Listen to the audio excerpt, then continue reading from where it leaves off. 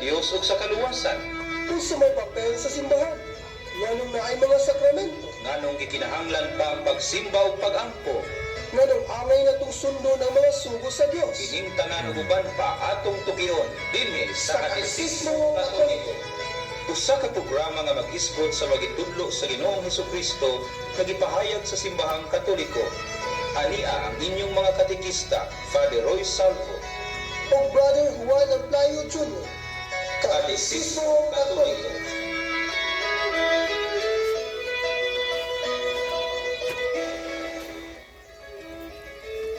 Sa ngalan samahan ug sa Anak ug sa Espiritu Santo. Amen. Amo langit ng amahan, wala kami laing gisimba, gawas lamang kanimo.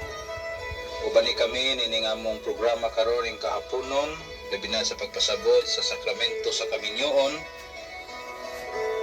Panalipdi kaming tanan o bendisyon kami, lamdagi kami sa kanunay, ang namong masulti, mao gayud ang imong kamatuoran. Kining tanan among gipangayo sa ngalan ni Kristo nga among Ginoo. Amen. Sa ngalan samahan ug sa Anak sa Espiritu Santo. Amen. Mayong hapon sa tanan, among pagyukbo sa atong talahurong obispo sa Dipolog, Most Reverend Severo Cairmari, sa tanang mga pari dining mong diocese, sa tanang mga lay Catholics, sa atong station in charge si Sir Randy Pasmala, kuyog ni Bel Inuhardo din sa station, sa tanan nga nagsunod ang Sacrament of Marriage or Matrimony. So, aduna ko'y pangutana, Padre. So, magsugod ta sa unsa gyud kahulugan ni ining sakramento sa kaminyon. So, unsa man ang sakramento sa kaminyon? Ang kaminyoon usa ka bukasyon. Kini nga bukasyon nakakulit diha sa kinaiyang tawhanon sa lalaki ug babae. Kay kini nagagikan man sa kamot sa magbubuhat. Diya sa balang kasulatan gipadayag nga ang Dios naghimo sa tao gikan sa gugma ug sa samang paagi nagtawag sa tao sa pagigugma. Sumuni plano sa Ginoo. Tungod kay ang lalaki ug babae binuhat man sa Dios ang ilang mutual love na imong larawan sa hingpit ug way pagkapakyas nga gugma diin ang Dios na higugma sa tao. O kining maong gugmaha o kining gugmaha nga gipanalanginan sa Ginoo gituyo aron magmabungahon ug mahitabo diha sa pagbantay ug pagatiman sa kabuhatan. Nana sa pasabra Genesis chapter 1 verse 28.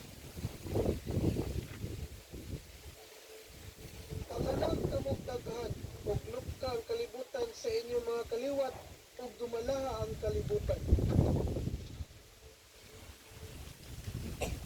Kung ang balang kasulatan giuyon na ang lalaki o babae ibuhat alang sa usag-usa. Basaha sa Genesis chapter 2 verse 18. Dili maayo nga mag-inusara ang tao. Imuon ko siya kaub, imuan ko siya og kauban o katabang nga angay kaniya.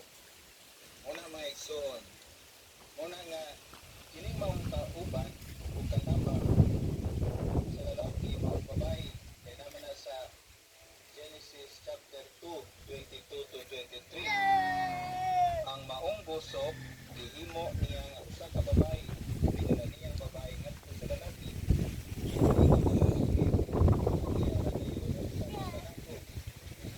Gikan sa akong bukod, ibuhon gikan sa akong unod.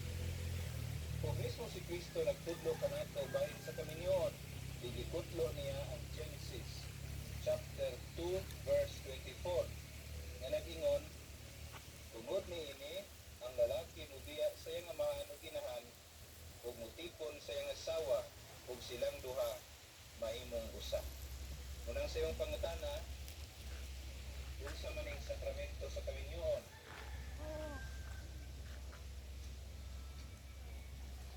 Mao kini ang kasabutan no, sa lalaki ug sa babae na higugma ay niya ipanalangin sa Dios Gilipang. ang ilang panag-usa Ilay akong kamot. imo sa Ginoo sa usa ka sakramento. Yari dili na kaning kamera ha. Ay grasya.